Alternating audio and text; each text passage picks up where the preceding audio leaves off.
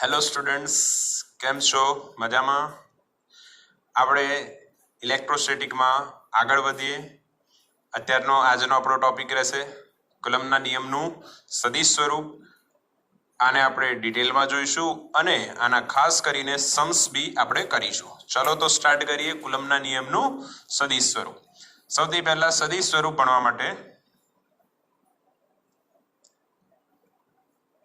આપણે 3 અક્ષ લઈ લેવી. ઓકે, એક્સ વાય અને ઝેડ. આ ઉગમ બિંદુ થયું. આની સાપેક્ષે અહીંયા એક વિદ્યુત ભાર માની લે Q1, અહીંયા બીજો વિદ્યુત ભાર માની લે Q2. ઓકે, હવે Q1 અને Q2 ને જોડતી રેખા થઈ. હવે આ બે સજાતીય હોય તો એકબીજા પર અપાકર્ષી બળ લગાડશે અને વિજાતીય હોય તો એકબીજા પર આકર્ષી બળ લગાડશે. માની લઈએ બંને સજાતીય હોય તો એનો અર્થ શું છે એ અહીંયા હું તમને એક્સપ્લેન કરી આપું. ભાઈ, સજાતીય છે એનો અર્થ Q1 અને Q2 નો ગુણાકાર હંમેશા ગ્રેટર દેન 0 થાય. કેમ કે જો આ બંને પ્લસ પ્લસ હોય તો પ્લસ પ્લસ પ્લસ થઈ જશે. જો બંને માઇનસ હોય તો માઇનસ ઇન્ટુ માઇનસ એ બી પ્લસ થઈ જવાનું છે. એટલે Q1 Q2 નો ગુણાકાર ગ્રેટર દેન 0 મળવાનું છે. અને સજાતીય હોય તો બળ જે છે એ અપાકર્ષી થશે. આની આપણે આકૃતિ બનાવી હોય ખાલી આના માટે, અહીંયા Q1 અહીંયા Q2 એમને જોડતી રેખા. હવે કુલમ્બનો જે બળ છે તમને પહેલા બી મેં કીધું હતું કે હંમેશા લાઈન છોડે નહીં, એ લાઈનમાં જ રહે. કઈ લાઈનમાં રહેવાનો? બંનેને જોડતી લાઈનમાં જ રહે. એનો અર્થ એવો થાય કે 1/2 અપાકર્ષી એટલે ધક્કો મારશે અને ધક્કો વાગ્યો બચારાને આ બાજુ ધક્કો વાગ્યો તો ધક્કાનું મૂલ્ય કેટલું? F 1/2 વડે લાગતો ધક્કો. ક્લિયર? અચ્છા, એ જ રીતના 2 પર પણ ધક્કો લાગશે. 2 પર 1 વડે લાગતો ધક્કો. તો સજાતીય હોય તો ધક્કા મુક્કી થઈ જાય ભાઈ. હા, શું થઈ જાય? ધક્કા મુક્કી. અચ્છા, માની લો કે વિજાતીય હોય તો ભાઈ, વિજાતીય હોય એનો અર્થ Q1 into Q2 હંમેશા લેસ દેન 0 રહેશે ભાઈ. લેસ દેન 0 કેમનું ભાઈ? જો વિચારો, એક ધન બીજો ઋણ તો ગુણાકારનો જવાબ હંમેશા શું આવવાનો? ઋણ. અરે ભાઈ, ઋણ તો 0 કરતા નાનું હોય એટલે આ થઈ જશે કયું? આકર્ષી. કેમ કે વિજાતીય છે Q1 પ્લસ માઇનસ એટલે હંમેશા ઋણ એટલે લેસ દેન 0. Q1 Q2 નો ગુણાકાર આવો થાય. આ ધ્યાન રાખવાનું. આ જી નીટમાં ક્યાંય પ્રશ્નમાં આપી શકે એટલે તમને બતાવવામાં આવે છે. અચ્છા, આ સમયે આ ડાયાગ્રામ આપણે સેમ રિપીટ કરવો હોય તો શું હવે ધક્કા મુક્કી થશે કે ખેંચમતાણી થશે? બોલો, શું થશે? ખેંચમતાણી. સાચી વાત છે ભાઈ. Q1 ને Q2 ખેંચશે, F12 કહેવાય એને, અને આને F21 કહેવાય. Q2 ને Q1 ખેંચશે. હાલો હવે આનું ઉચ્ચારણ શીખી લો. 1 2 છે એનો અર્થ શું? 1 પર 2 વડે લાગતું બળ. Q1 પર Q2 વડે લાગતું બળ, Q2 પર Q1 વડે લાગતું બળ. બંનેમાં સેમ જ છે ઉચ્ચારણ. શીખી લેવું અને આવડી ગયું. ઓકે, હાલો હવે આ કેસ અહીંયા લઈ આવીએ. અહીંયા કયો કેસ લેવો છે? તમે બોલો. તમે બોલશો સંભળાશે જ નહીં હમણાં, તો હું જ બોલી દઉં છું. Q1 into Q2 greater than 0 થઈ ગયો. એનો મતલબ કયો કેસ લીધો મેં? પહેલો. આ નંબર બીજો. ઓકે, તો પહેલો કેસ આપણે લઈએ તો આપણે Q1 પર આ દિશામાં બળ લાગશે ને 2 વડે, આમ લાગશે. હાલો તો આ શોધીએ. તો ભાઈ Q1 પર Q2 વડે લાગતું વિદ્યુત બળ, ભાઈ વિદ્યુત બળ બી કહી શકો છો અને કુલમ બળ બી કહી શકો, તમારી ઈચ્છા હોય એ કહી શકો. હાલો હવે શું થશે? F12 લખાય ને, Q1 પર Q2, 1 પર 2, F12 લખાય ભાઈ. સૂત્ર જે પહેલા ભણ્યા K Q1 Q2 upon R square. ભાઈ આ તો મૂલ્યનું સૂત્ર છે, તમને આવડે છે? અચ્છા, તો અહીંયા શું આવશે હવે? નવું. તો ઉપર કર્યું સદિશ. ભાઈ સદિશ કરો તો એક એવી રાશિ, એવી વસ્તુ આપણે ભણેલા છીએ સેમ નંબર 1 ચેપ્ટર નંબર 4, જે ખાલી શું બતાવે? દિશા. બોલો શું છે? ઓળખ્યા? આ જે ટોપી મૂકી છે ઉપર, આને શું કહેવાય? કેરેટ. આ થયું આર કેરેટ, જે શું દર્શાવે છે? દિશા. અને એને બોલાય છે એકમ સદિશ, કેમ કે એનું મૂલ્ય હોય છે 1 એકમ. ઓકે, હવે આ વસ્તુ તમને સમજાઈ ગઈ કે આર કેરેટ દિશા દર્શાવે છે ને આ મૂલ્ય દર્શાવે છે.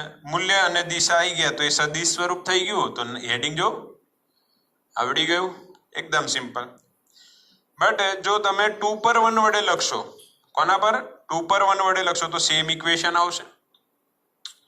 બટ એ ઇક્વેશનમાં આર કેરેટ જુદો હોય છે, એટલે બંને જુદા છે એવું દર્શાવવા માટે ટ્રીક જો 1 2 1 2 1 2 1 2 1 2 1 2. ક્લિયર છે? સમજ પડી? એકવાર જોઈ લો સમજ પડી કે નહીં. ઓકે, ક્લિયર દેખાય છે બધાને? સરસ. હાલો, સમજ પડી ગઈ મારા હિસાબે તો. ઓકે, ચાલો હવે આગળ વધીએ. હવે શું કરીએ કે ભાઈ R12 કેરેટ કેટલું? આને તો બોક્સ બનાવી દો, નોટ કરી લેજો, લખી લેજો, ક્યાંક સાચવી રાખજો, કામ લાગશે. ઓકે, મૂલ્ય અને દિશા. હવે મૂલ્ય તો પહેલા લેક્ચરમાં જોયું જ હશે, કુલમના નિયમનું કયું સ્વરૂપ? અદિશ સ્વરૂપ. એમાં આવડી જ ગયું, આ જ છે. બટ દિશા આ જ લેક્ચરમાં આવ્યું, આ જ સ્વરૂપમાં આવ્યું, તો આને ધ્યાનથી સમજીએ. આવો હવે જો Q2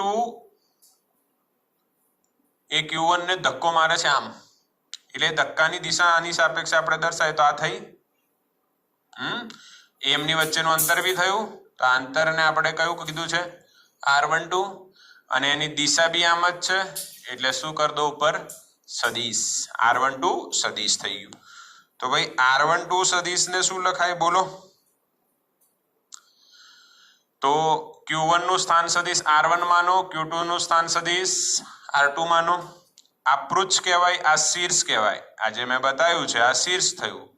શીર્ષ અંતિમ દર્શાવે, પૃચ્છ પ્રારંભિક દર્શાવે. તો સદિશ શું થયું? અંતિમ માઇનસ પ્રારંભિક, R1 માઇનસ R2 લખી દેવું.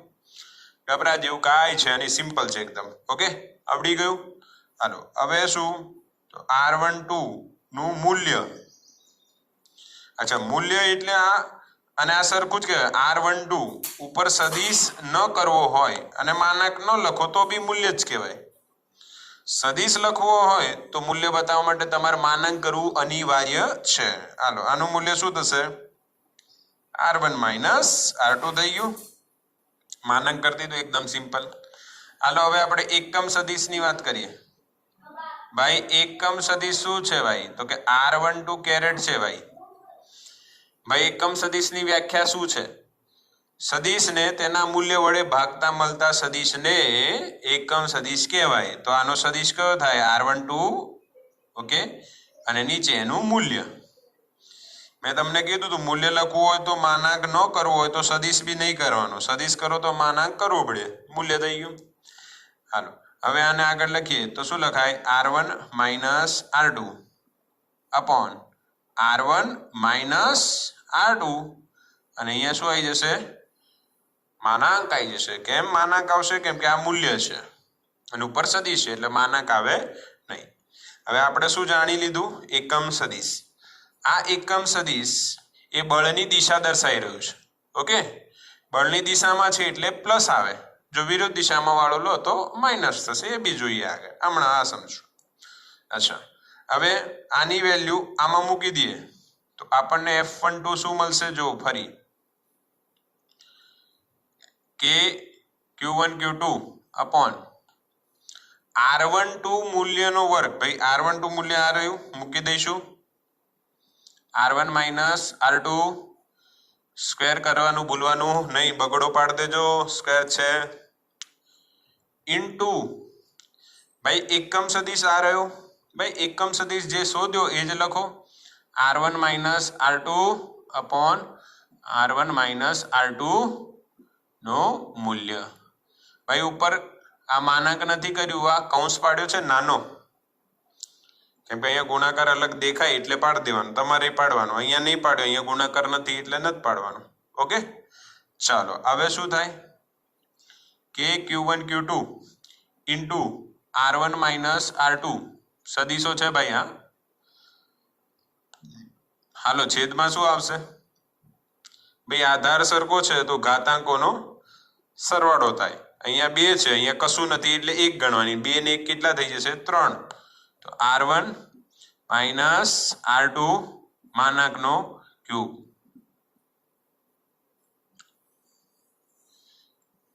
ઓકે, સમજા પડી?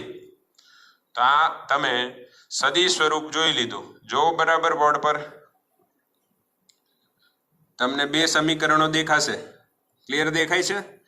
2 બોક્સ કર્યા છે. 1 2, એક સ્ક્વેર વાળું, બીજું ઘન વાળું. ભાઈ સ્ક્વેર વાળામાં એકમ સદિશ આવે, ઘન વાળામાં એકમ સદિશ નીકળી ગયું હોય, એનું મૂલ્ય મુકાયું હોય. ક્લિયર થઈ ગયું? ચાલો સ્ક્રીનશોટ લઈ લેજો અને નોટ કરી લેજો બરાબર. ઓકે, ચાલો આગળ વધીએ. હવે 1 2 તમને આવડી ગયું. તો 2 1 માં શું થશે ભાઈ? કશું જ નહીં થાય, જોઈ લો. Q2 પર Q1 વડે લાગતું બળ ઊંધું થઈ જશે. અહીંયા 2 1 2 1 2 1 પાકો. અહીંયા 1 2 ની જગ્યાએ 2 1 2 1 2 1. સમજાણું? ક્લિયર છે? તો એકવાર લખી દઉં છું, અહીંયા જોઈ લો. આને હટાવી દઈએ છે, કોઈ કામ નહીં હવે, આનું પૂરું થઈ ગયું.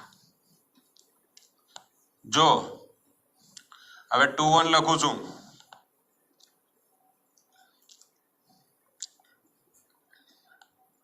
તો અહીંયા લખાશે ભાઈ Q2 પર Q1 વડે લાગતું વિદ્યુત બળ કેટલું લાગે? તો લખાશે 2 1. પહેલા વર્ગવાળો સ્વરૂપ લખીએ. ભાઈ વર્ગવાળું શું થશે? કે Q1 Q2 Q2 Q1 જ છે. ઓકે, અપોન R21 નો સ્ક્વેર R21 કેરેટ. ખબર પડી ગઈ? ઓલામાં 1 2 1 2 હતું, આમાં 2 1 2 1 થશે. એકદમ ઈઝી. ઊંધું કરવાનું છે અને ઊંધું કરતા તો આપણને સારી રીતના આવડે જ છે. ચાલો એકદમ મસ્ત વાત થઈ ગઈ. હવે ઘનવાળું સ્વરૂપ જોઈએ બેટા. હવે ઘનવાળું સ્વરૂપમાં શું કરવાનું? R21 ની વેલ્યુ મૂકવાની. તો એનું એ જ આવશે ભાઈ, હું લખતો નથી, સમજી જજો ડાયરેક્ટ. કે Q1 Q2 R2 minus R1 સદિશ છેદમાં R2 માઇનસ R1 મૂલ્યનો ઘન. આ ઘનવાળું સ્વરૂપ 2 1 થઈ ગયું. ઓલામાં 1 2 1 2 હતું, આમાં 2 1 2 1 આવી ગયું. એકદમ સિમ્પલ છે, ગભરાવાની જરૂર નથી. હવે જો એક વસ્તુ અહીંયા સમજીએ કે ભાઈ આ Q1 હતું, આ Q2 છે. ઓકે, અહીંયા F12 લાગતું હતું, અહીંયા F21 લાગે છે. આ દિશા કોની ભાઈ? R12 કેરેટની. તો આ દિશા કોની? R21 caret. એનાથી ઊંધું. ઓકે, બંનેના એકમ સદિશો. હવે તમારે એક રિલેશન લખવું હોય અહીંયા, R12 કેરેટ અને R21 કેરેટ. બોલો વચ્ચે શું લખાશે? પ્લસ કે માઇનસ? દિશા કેવી? ઊંધી. તો આગળ આવી જશે માઇનસ. એક બીજી વસ્તુ મસ્ત લખી આપું. બંને વચ્ચેનું જે અંતર છે એ તો સરખું જ રહેવાનું ને. તો જ્યારે આપણે આ 1 2 લખતા હોઈએ તો R1 માઇનસ R2 કરતા હોઈએ છીએ અને મૂલ્ય લખીએ છીએ. ઓકે, સિમિલરલી જ્યારે 2 1 કરતા હોઈએ તો 2 - 1 કરીએ છીએ. પણ જે બંનેનું મૂલ્ય છે એ તો સરખો રહેશે. આ જે મૂલ્ય છે ને R21 લખ્યું છે એની જગ્યાએ R12 લખો તોય ચાલે, ફરક પડે નહીં, કેમ કે મૂલ્ય બે બિંદુ વચ્ચેનું અંતર અહીંથી માપો કે અહીંથી માપો સરખું જ રહેશે ને. પર દિશા લખતા હોય, સદિશ લખતા હોય, જેમ કે આ સદિશ લખ્યો છે અહીંયા, આ એકમ સદિશ લખ્યો છે અહીંયા, તો જ્યારે સદિશ લખતા હોય ત્યારે મેટર કરે, કેમ કે આ બાજુથી આમ આવતા હોય તો આ દિશા થાય અને આ બાજુથી આમ જતા હોય તો આ દિશા થાય. એટલે દિશા હોય તો મેટર કરે, દિશા ન હોય તો કોઈ મેટર કરવાનું નથી. સમજાઈ ગયું? ચાલો હવે આપણે બંને સૂત્રોને સરખાઈએ તો બંનેમાં મૂલ્ય તો સરખું છે. મેં તમને હમણાં જ કીધું R21 અને R12 સરખું રહેવાનું, એટલે મૂલ્ય સરખું છે, ખાલી કોણ અલગ છે? દિશા. તો આપણે F21 = F12 બંનેના મૂલ્ય કેવા છે? સરખા. ખાલી દિશા અલગ છે, પરસ્પર વિરુદ્ધ છે, પાછી અલગ બી અને વિરુદ્ધ બી. વિરુદ્ધ હોય તો આગળ શું આવે? માઇનસ, વિરુદ્ધ દિશા. ઓકે, કેમ કે તમે 21 ની જગ્યાએ 12 લખવા ઈચ્છા ધરાવતા હોય, આ 21 છે એની જગ્યાએ તમારે 12 લખવું હોય તો આગળ શું કરવું પડશે? માઇનસ. એટલે F21 ની જગ્યાએ -F12 થઈ જાય, ઊંધું થઈ જાય. આ તો આપણને ખબર છે, ન્યૂટનની ગતિનું ત્રીજા નિયમ જેવું દેખાય છે, એકદમ સિમ્પલ. ન્યૂટન્સ થર્ડ લો, સમાન મૂલ્ય અને દિશા પરસ્પર વિરુદ્ધ. તો કુલમના નિયમનું સદિશ સ્વરૂપ ન્યૂટનના કયા નિયમનું પાલન કરે છે? ત્રીજા નિયમ. પાક્કું? અને એક જ દિશામાં હોય છે. હા, કઈ દિશામાં લાગતા હોય? કુલમ બળ હંમેશા બંને વિદ્યુત ભારોને જોડતી રેખાની જ દિશામાં હોય, આમ ઉપર નીચે ક્યાંય હોય નહીં, કેમ કે સમાન મૂલ્ય અને પરસ્પર વિરુદ્ધ દિશા. તો અહીંયા બી તમને દેખાશે.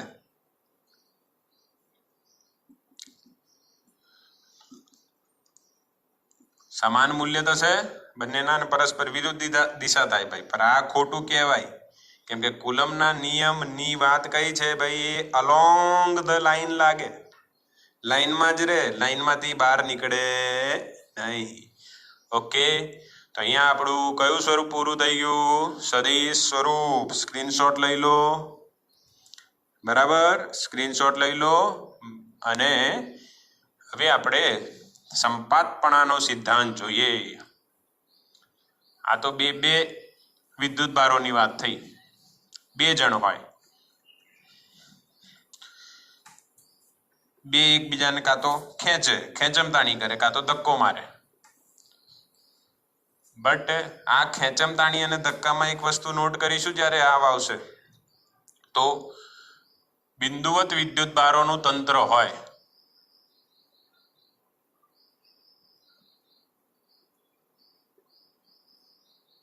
તંત્ર વિચારીએ આપણે. તંત્ર એટલે ભાઈ એક નહીં, બે કરતા વધારે વિદ્યુત ભારો હોય. હવે ઘણા બધા વિદ્યુત ભારો ભેગા થાય ભાઈ. હાલો, અત્યારે આપણે કોઈ ભેગા નતા થતા, સારું છે કોરોનામાં, બાકીની તો બહાર આપણે નીકળે ને બધા સલાહ આપે, એટલે હવે તો 12માં આવી ગયો, મહેનત કરજે, વાંચજે બરાબર. હા ભાઈ, ખબર જ છે, મહેનત કરી જ રહ્યા છે આપણે, ઓનલાઈન બરાબર મહેનત કરી રહ્યા છે, અને મહેનત કરજો, કોઈને કહેવાનો મોકો નહીં આપતા. હાલો, બિંદુવત વિદ્યુત ભારોનું તંત્ર જોઈએ, નહીં તો મોટિવેશન લેક્ચર જ ચાલ્યા કરશે પછી.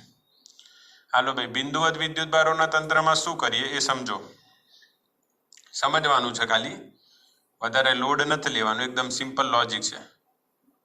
X, Y અને Z થાય ભાઈ, અહીંયા ઉગમ બિંદુ આવે.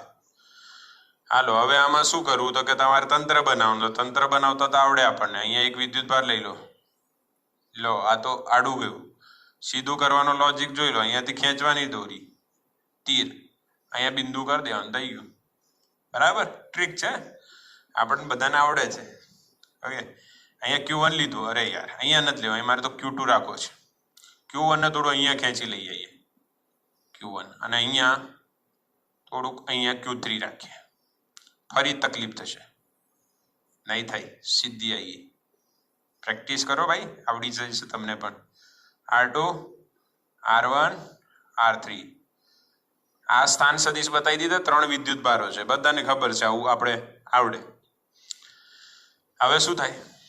તો બે જણની ખેંચમતાણી કાં તો ધક્કા મૂકી, એ તો આવડી ગઈ. હવે 3 જણ હોય તો એકની શું હાલત થાય એ સમજવું હોય તો અહીંયા કયો સિદ્ધાંત આવે? સંપાતપણાનો સિદ્ધાંત. કોઈનું નામ સિદ્ધાંત હોય તો એ ખુશ ન થતા કે જો મારું નામ આવ્યું. ભાઈ આ સિદ્ધાંત એટલે સાયન્ટિફિક સિદ્ધાંત છે, સંપાતપણાનો સિદ્ધાંત.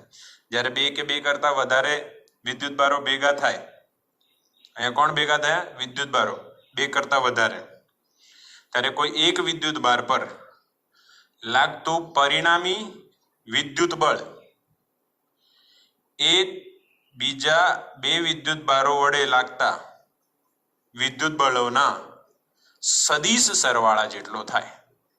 આવું તો કઈ સાંભળેલું લાગે છે? 11મું બરાબર ભણ્યું હશે તો સંપાતપણાનો સિદ્ધાંત તમે ભણ્યા જ છો, એટલે એ તો આપણને ખબર પડી જ ગઈ છે. ઓકે, એટલે ભાઈ આના પર ધક્કો મારશે. અચ્છા, ધક્કો કેમ મારશે? કેમ કે બંને સજાતીય છે, આ બી સજાતીય છે, એટલે ધક્કો લાગશે.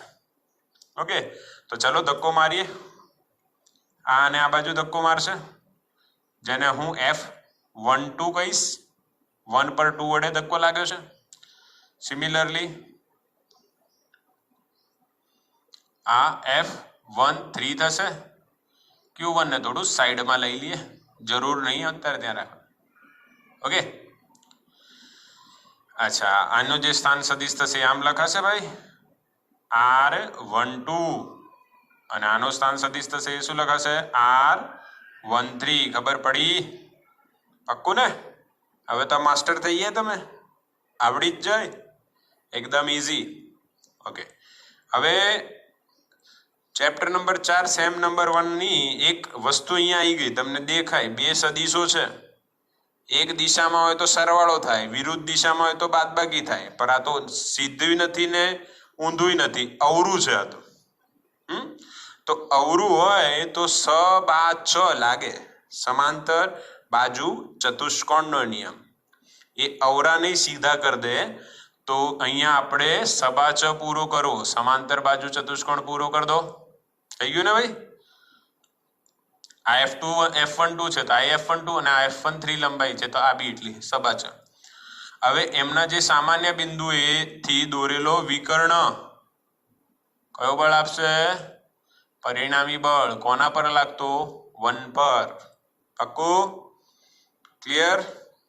ઓકે, તો સંપાતપણાનો સિદ્ધાંત લાગ્યો તો એના પ્રમાણે Q1 પર લાગતું કુલ વિદ્યુત બળ, હાલો બોલો કેટલું થાય? તો F1 બરાબર F12 પ્લસ F13. પાક્કું? હવે સૂત્રો લખાશે કે Q1 Q2 વર્ગવાળું લખું છું ભાઈ,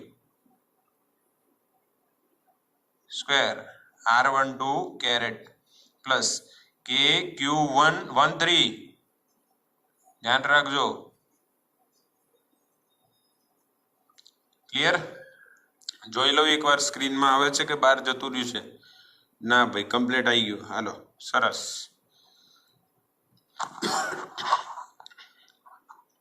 ચલો આગળ જઈએ.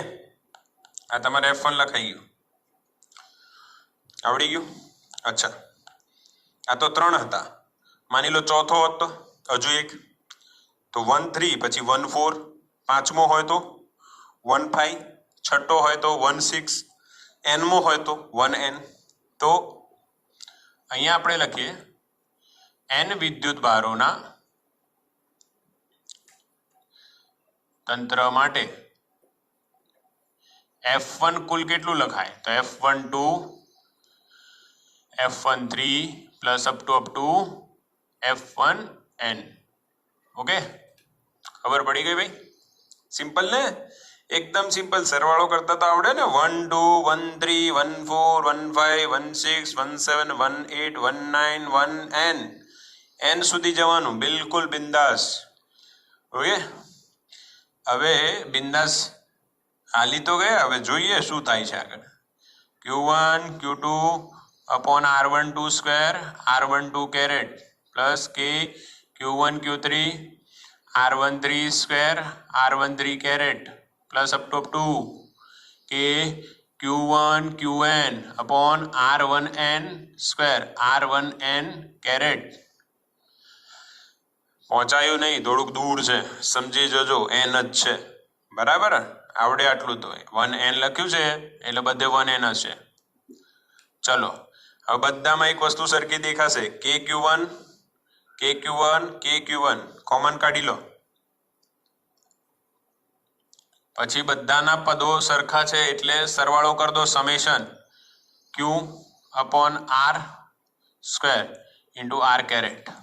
ઓકે. હવે જો પહેલામાં KQ1 ને કાઢી લો તો Q2 વધે, બીજામાં Q3 વધે, ત્રીજામાં Q4 વધશે, પછી Q5 Q6 એટલે Q2 3 4 આમ જા કરશે એટલે 2 થી ચાલુ થાય છે. તો અહીંયા I લખીશું ને, I ની વેલ્યુ 2 થી ચાલુ થાય ને n સુધી જાય. પાક્કું? ઓકે. નીચે જો 1 2 1 3 1n 1 2 1 3 1n એટલે શું સમજ્યા? એટલે 1 તો ખરું જ, પણ એની જોડે 2 3 એમ જાય તો અહીંયા લખી દેવું I. અહીંયા R1I આવશે તો અહીંયા બી બેટા સેમ ટુ સેમ આવશે R1I. ક્લિયર? અને આ થઈ ગયું F1 Q1 પર લાગતું કુલ બળ સદિશ સ્વરૂપે અને સમેશનના એટલે કે સંપાતપણાનો સિદ્ધાંતનો ઉપયોગ કર્યો છે. હવે તમને એક ખ્યાલ એવો આવે કે કુલમ બળમાં તો સરવાળો એકલો ન થાય, ઋણ વિદ્યુત ભાર હોય તો બાદબાકી થાય ને. તો આ દિશા આવી ગઈ ને બેટા, દિશામાં એ પ્લસ અને માઇનસ બંને સમાઈ ગયા. ઓકે. અને આ કયો સરવાળો કહેવાય? બૈજિક સરવાળો, જેમાં પ્લસ બી આવે અને માઇનસ બી આવે. તો આ થઈ ગયું સંપાતપણાના સિદ્ધાંત. એક કરતાં વધારે વિદ્યુત ભારો હોય ત્યારે કોઈ એક વિદ્યુત ભાર પર લાગતા બળનું સૂત્ર આ હોય, એના કરતાં બદલાય તો આ સિમ્પલ, આ તો ખબર જ છે ને, આ યાદ રાખો ને. અહીંયા 2 હોય તો 2 1 ની જગ્યાએ બધે 2 2 આવી જાય, અને 2 સિવાય બધા વિદ્યુત ભારો એના પર બળ લગાડે. પણ અહીંયા એક બીજી નોટ તમને કહું છું, ઇમ્પોર્ટન્ટ નોટ, ધ્યાન આપજો. 1 પર 2 બળ લગાડે છે. ઓકે. એના એ બળના મૂલ્ય અને દિશા પર 3 ની હાજરીની કોઈ ફરક પડતી નથી. કેમ કે આ તંત્રની વાત થઈ રહી છે એટલે તમને કહી દઉં, બે વિદ્યુત ભારો વચ્ચે લાગતા વિદ્યુત બળ પર ત્રીજા વિદ્યુત ભારની હાજરીની કોઈ અસર થતી નથી. આ સેન્ટેન્સ રિપીટ કરીને નોટ કરી લેજો. ઓકે. કદાચ નીટજીમાં ક્યાંક આવી જાય. ચાલો. અચ્છા, હવે ઘણી વાર કેટલા ખૂણે છે એવું બી પૂછાય, તો એ ખૂણો શોધવો હોય તો અહીંયા થીટા લગાવી દેવું. હા, F1 જે પરિણામી બળ છે એનું મૂલ્ય અને દિશા બંને શોધવાનું કે, તો બંને શોધવાના થાય તો આપણે કઈ રીતના થીટા શોધીએ? તો ભાઈ tan થીટા લગાવીશું. હાલો, tan થીટા તમે લગાવો તો સામેની બાજુ શું થઈ? આ બાજુ ને આ બાજુ સરખી, તો F13 અપોન પાસેની બાજુ F12. ઓકે. તો થીટા બરાબર tan inverse F13 upon F12 આ મૂલ્યો છે ભાઈ. સોલ્વ કરીને તમે tan ઇનવર્સ નીકાળી શકો છો. ઘણી વાર પૂછાય છે દિશા બતાવો, પરિણામી મૂલ્ય અને પરિણામી બળનું મૂલ્ય અને દિશા. તો દિશા tan થીટા દેખાય ને, આ ત્રિકોણ, એને તમે tan થીટા લગાવીને આ રીતના સોલ્વ કરી શકો છો. બટ આ ક્યારે લાગે? જ્યારે ખૂણો 90 બને. આ નોટ કરજો, ક્યારે લાગશે આ ખૂણો? 90 બનશે ત્યારે. જો 90 ન બને તો કેટલું થાય? આવો એ બતાવો. થઈ ગયું નોટ? આ 90 હોય તો આ ખૂણો અહીંયા, પણ આ ખૂણો 90 ન હોય તો શું થાય? બરાબર. ઉતાવળમાં તમને બતાવી દીધું સીધું, બટ આ 90 હોય તો જ આવું થાય. 90 ન હોય તો તમને યાદ આવી જશે. સાંભળજો, સબાચાની રીતનું સૂત્ર છે. અહીંયા આપણે આલ્ફા લેતા હતા. શું લેતા હતા? આલ્ફા. સબાચ માટે. શેના માટે? સબાચ. અને સબાચામાં આપણે લખતા હતા આલ્ફા બરાબર tan inverse b sin theta upon a plus b cos theta. 11 ચોપડી ખોલજો. જો 90 હતું તો આગળનું જે સૂત્ર લખાયું એ સીધું આવી જાય, પણ જો આ ખૂણો 90 ન હોય, ચોરસ જેવું ન બનતું હોય તો આવું સૂત્ર લાવવું પડે. અચ્છા, જ્યાં થીટા શું છે? તો F12 અને F13 વચ્ચેનો ખૂણો, બે સદિશો વચ્ચેનો ખૂણો કેટલો? થીટા. હવે બી કયો અને એ કયો તો નોટ કરજો બરાબર. જે સદિશ જોડે ખૂણો શોધી રહ્યા છો, પરિણામી સદિશનો જે સદિશ જોડે ખૂણો શોધો એને એ કહેતા હતા આપણે. ઓકે, તો અહીંયા એ આપણો શું થશે F12 અને આ શું થશે આપણો બી. તો અહીંયા લખાશે F13, એની જગ્યાએ F12 અને અહીંયા F13. સિમ્પલ, ખબર પડી ગઈ. આ રેર કેસ છે, નીટ જી માં તમને પૂછી શકે છે. ગુજરાત બોર્ડમાં લગભગ આને પૂછતા નથી એટલું બધું. 13 ખબર પડી ને ભાઈ. એટલે મેં બંને કેસ બતાવ્યા તમને. ઉતાવળમાં એનું પહેલું કેસ તો આપણે લખ્યું જ હતું 90, એ નોટ કરી લેજો જો 90 બનતું હોય આવું. ઓકે, તો સિમ્પલ બની જાય. આ થીટા શું થવાનું? સામેની બાજુ છેદમાં પાછળની બાજુ. ઓકે, સમજ પડે કેટલો ખૂણો બનતો હોય. અને જો 90 ન બનતો હોય, સબાચ હોય, તો સબાચનો આ સૂત્ર ધોરણ 11 માં આપણે ભણ્યા છે, ત્યાંથી નોટ કરી લેજો. ઓકે, તો આ બિંદુવત વિદ્યુતભારોનો તંત્ર હોય એનું આપણે ટોપિકને અહીંયા પૂરો કરી નાખ્યો છે. ક્લિયર છે બધાને? ઓકે, ચલો તો હવે આપણે આના દાખલાઓ બી ગણી લઈએ. કંટાળો તો નથી આવતો ને? કંટાળો આવે તો પોઝ કરીને ફ્રેશ થઈ લો. ચલો આપણે હવે દાખલા ગણીશું. બરાબર નોટ કરી લેજો. બધી વસ્તુઓ મેં તમને બતાવી દીધી. ઓકે,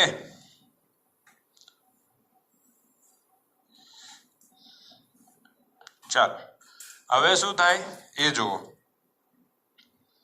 દાખલાઓની તૈયારી કરીએ. એક્ઝામ્પલ્સ सम्स गणियाना केवी रीतना गणाशे चालो जोईए. तो स्टार्ट करिए तो सिंपल थी स्टार्ट करिए. एकदम सिंपल. पहला एकदम सिंपल लईए अने ए मेथड ने आपणे सममिति कहीए छे. Symmetric method of symmetricity. सममिति नो मतलब शुं छे के बधी बाजुथी सरखो देखाय. बधी बाजुथी केवुं देखाय? सरखुं समान देखाय. एक एग्जाम्पल लईए तो वधारे क्लियर थशे. एक चौरस लई लीए भाई आपणे. अच्छा, चौरस जे छे एना 4 शिरोबिंदु आपणे लईए. ओके, चारे पर क्यों विद्युतभार मूकी दो अने केंद्र पर माइनस क्यू विद्युतभार मैं मूक्यो. गमे ते होई शके, प्लस भी होय माइनस भी होय, चाले. હવે આ કેન્દ્ર પર રહેલા માઇનસ ક્યુ પર વિદ્યુતભાર જે છે માઇનસ ક્યુ પર કુલ બળ કેટલું?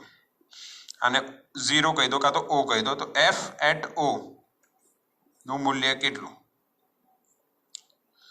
તો હવે તમે આને સમમિતિ જોઈ શકો છો કે જ્યારે તમે અહીંયા ઊભા હો, માની લો તમે અહીંયા ઊભા છો, બરાબર, તો અહીંયાથી ઊભા રહીને તમે આ બાજુ જુઓ, આ ખૂણે જુઓ તો તમને ક્યુ દેખાશે. આ ખૂણે જો, આ ખૂણે બધે ક્યુ સરખો દેખાશે. બીજી વાત, અહીંયાથી જે અંતર હશે એ બી સરખું હશે ને? હા, આ બી અંતર એનો એ જ, આ બી અંતર એનો એ જ, બધા અંતરો સરખા દેખાશે. એટલે આ ચારે વિદ્યુતભારોના મૂલ્ય અને માઇનસ ક્યુ થી અંતર સમાન છે. એટલે અહીંયા સમમિતિ જેવી રચના દેખાશે.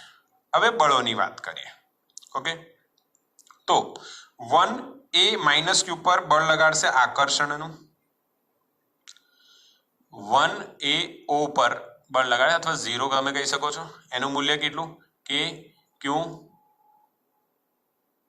મૂલ્ય લખું છું અપોન અંતરનો સ્ક્વેર. મૂલ્ય લખ્યું એટલે મેં માઇનસ કર્યું નથી. ક્લિયર? કે ક્યુ ક્યુ Q square upon R square અંતર. ઓકે, અંતર આ બધાનો ફિક્સ હશે. મેં આર માની લીધું. હવે આને હું F કહી દઉં. કેમ આને F કહી દીધું? કે જો આ F લઈશું તો બીજો આ જે બળ છે એનું મૂલ્ય જો કે Q Q square upon R square, same to same.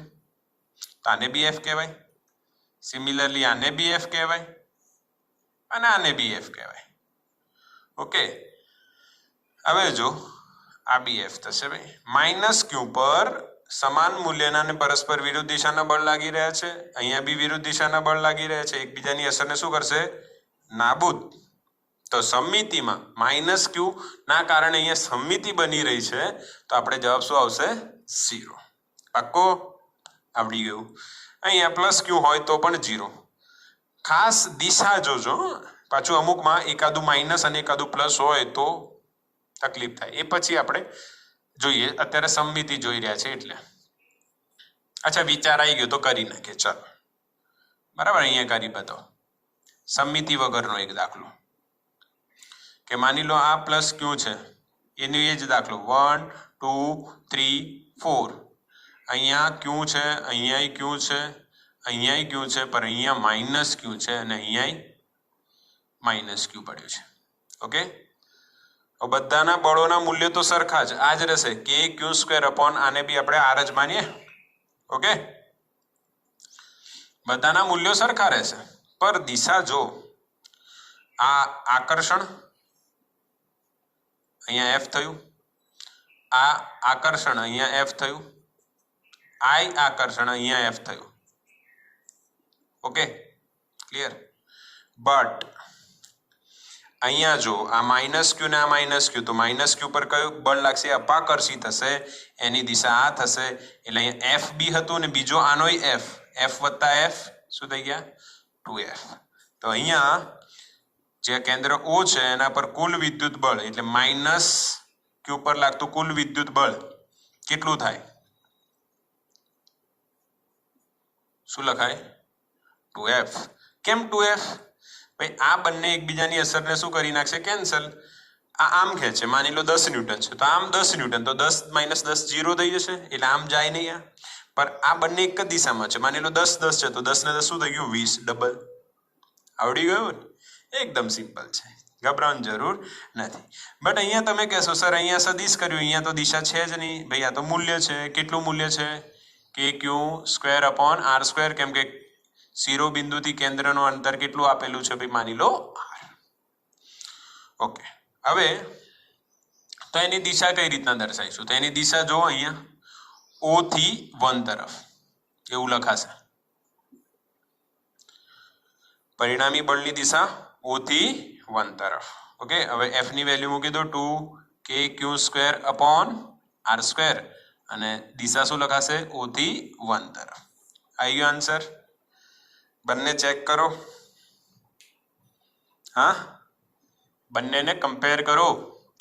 આ સમમિતિથી સોલ્વ થાય સીધું, પણ અહીંયા સમમિતિ ન ક્યારે થાય એવું મેં તમને બતાવી દીધું. હા, ધ્યાનથી સોલ્વ કરજો. ચાલો, સ્ક્રીનશોટ લઈ લેજો. ઓકે, પ્રશ્ન હોય તો મને મોકલજો.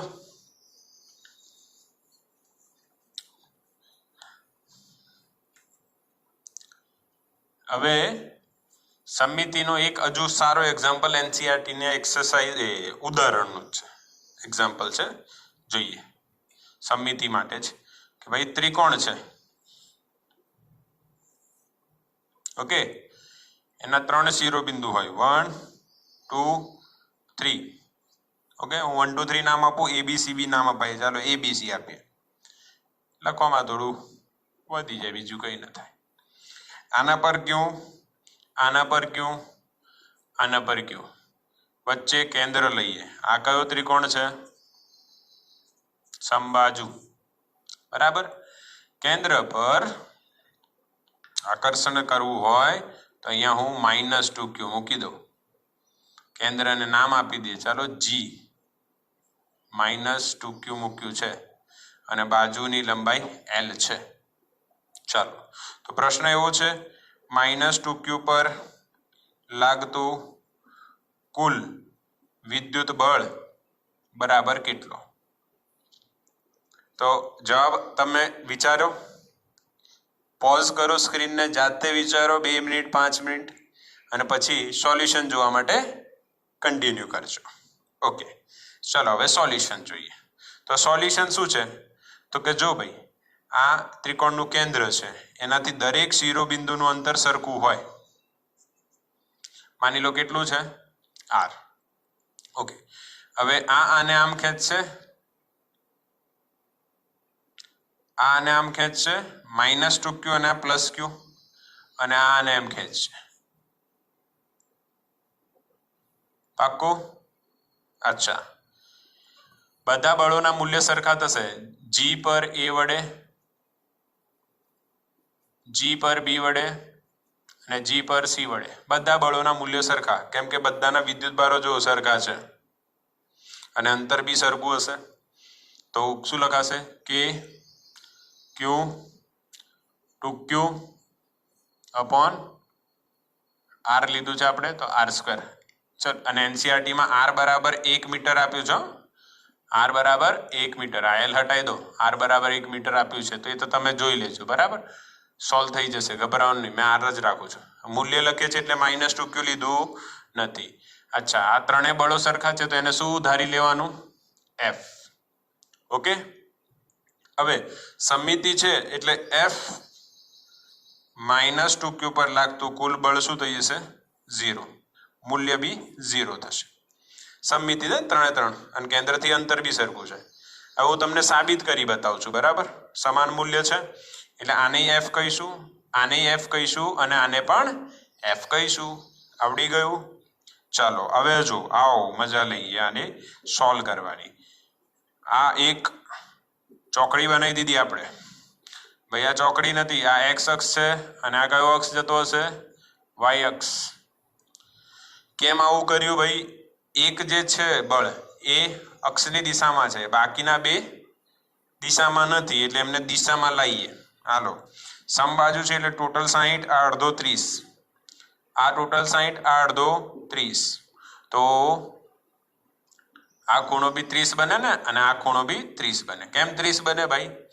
ઝેડ દેખાય ને, આ ઝેડ ઊંધું ને સીધું આવડે ને, યુગ્મ કોણ આવું કંઈક ભણ્યા હશો, તો એના પ્રમાણે આ છે. હવે ચલો, હવે શું આવશે અહીંયા? આનો ઘટક લઈશું. આ ઘટક ખૂણાની પાસેનો એટલે શું લખાય? cos 30. ઓકે, આ ઘટક શું થશે? F sin 30. ક્લિયર? આ બાજુનું ખૂણાની પાસેનો cos, એના સિવાયનો sin. આવી ગયા. આ બળને આપણે અક્ષની દિશામાં લાવી દીધું વિભાજન કરીને. આ નહીં લાવવું પડશે. ચાલો, ખૂણો છે 30, એની પાસેની, તો પાસેની બાજુનો જે વેલ્યુ છે આપણને ખબર છે cos 30, અને બીજી જે છે એ નીચે થશે આની દિશામાં એટલે પ્લસ કરી દઈએ F sin 30. ઓકે, ચાલો હવે આ F cos 30, આ F cos 30 સમાન મૂલ્ય પરસ્પર વિરુદ્ધ દિશા એટલે એકબીજાની અસરને શું કરી નાખશે? કટ. ઉપર કેટલું લાગે ભાઈ? F. નીચે કેટલું લાગે? કેલ્ક્યુલેટ કરો. F sin 30 એટલે F 1/2, F sin 30 F 1/2, sin 30 નું મૂલ્ય 1/2 થાય ભાઈ. તો F 1/2 F 1/2, તો શું જવાબ આવી ગયો ભાઈ? F. હવે જો ઉપર બી F નીચે બી F, આ બાજુ F cos 30 આ બાજુ F cos 30 એટલે પરિણામી બળ શું થઈ જશે? 0. આવી ગયો આન્સર. આને કઈ મેથડ કહેવાય? સમમિતિની મેથડ. પાક્કો? કોઈ બી આકાર હોય ગભરાવાનું નહીં. એક હજુ બતાવી દઉં છું ફટાફટ. ચલો ચલો જલ્દી, પછી વિડીયો બહુ લાંબી થઈ જશે, અપલોડ કરવામાં બહુ વાર લાગશે. આ કયો આકાર છે? ષટકોણ. 6 શિરોબિંદુ દેખાય છે તો ષટકોણ કહેવાય આને. ભાઈ ષટકોણની બાજુની લંબાઈ છે માની લો, બાજુની લંબાઈ માની લો કેટલી છે? Small l. હવે સ્મોલ l બાજુની લંબાઈ છે. આપણે અહીંયા કહીએ A, B, C, D, E અને F. ઓકે, હવે કેન્દ્ર પર મેં મૂકી દઉં છું -Q. ચલો આ વખતે +Q મૂકીએ, કોઈ ફરક નહીં પડવાનું. અને આ બધા શિરોબિંદુ પર Q, Q, Q, બધા પર Q. તો બતાવો પરિણામી શું થશે? બનાવો. આ +Q અપાકર્ષણાંક, અપાકર્ષણાંક, બધાના અપાકર્ષણ થશે ભાઈ. અપાકર્ષણ જ થાય ને, સમાન વિદ્યુત ભારો. હવે કેન્દ્રથી આ શિરોબિંદુનું અંતર સમાન થશે, બાજુની લંબાઈ L, તો આ અંતર બી L જ થાય ષટકોણમાં. કેમ કે ષટકોણમાં આ જે બાજુ હશે એટલું જ આ હશે, કેમ કે ષટકોણમાં અહીંયા 60 બને ભાઈ. કેટલું બને? 60. સમબાજુ ત્રિકોણ બન્યો, તો બધી બાજુ સરખી હશે, તો આ L L L. વિદ્યુત ભારોના મૂલ્યો સરખા, અંતર સરખું અને દિશા પરસ્પર શું થઈ? બળોની જો વિરુદ્ધ, એટલે અહીંયા એફ, અહીંયા ઓ કહી દઉં, કેન્દ્ર પર લાગતું પરિણામી બળ શું થઈ જશે? 0. જો બરાબર, હા આવડ્યું? આ થઈ ગઈ ભાઈ સમમિતિની રીત. અચ્છા ચલો, હવે સમમિતિ સિવાયની રીત હોય તો શું? હજુ ટ્રાય કરજો, તમારી જોડે રેફરન્સ બુક હોય એ સોલ્વ કરજો ભાઈ, અને સોલ્વ કરીને આનું સ્ક્રીનશોટ લઈ લેજો.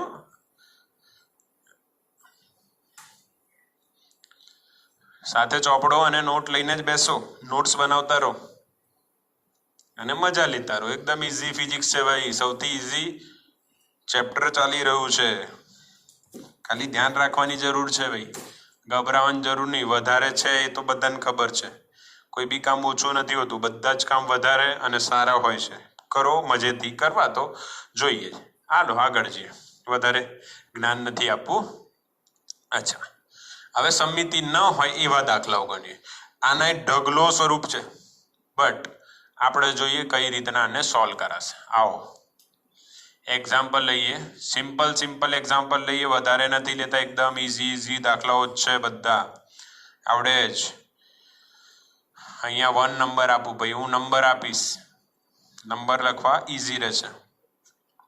ચોરસ, બાજુ કેટલા લંબાઈની લઈએ? એ ની લઈએ. ચલો હવે અહીંયા મૂકી દો ક્યુ, અહીંયા ક્યુ, અહીંયા ક્યુ અને અહીંયા ક્યુ. હવે પ્રશ્ન એવું પૂછે કે શિરોબિંદુ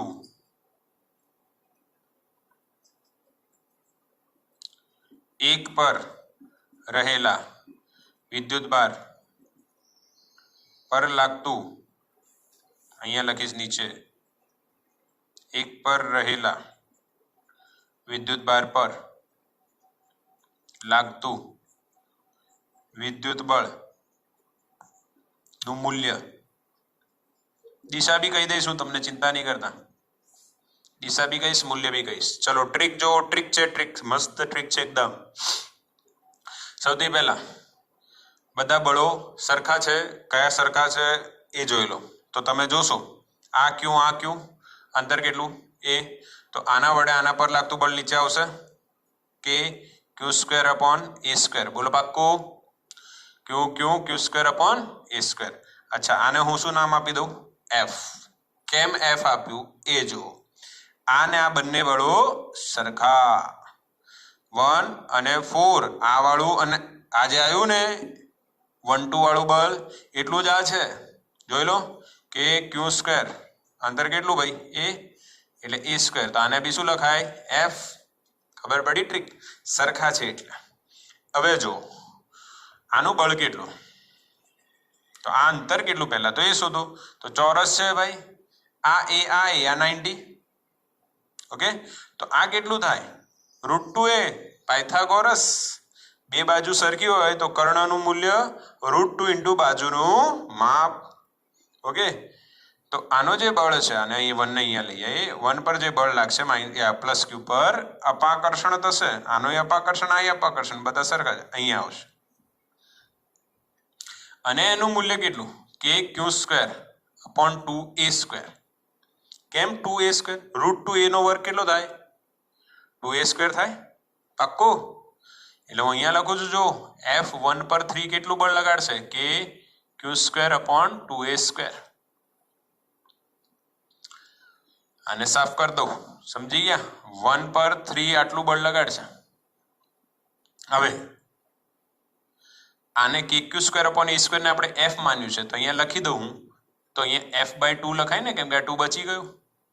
એટલે હવે અહીંયા હું ડાયરેક્ટ લખીશ F/2. સમજ પડે? F ધારવાનું લોજિક.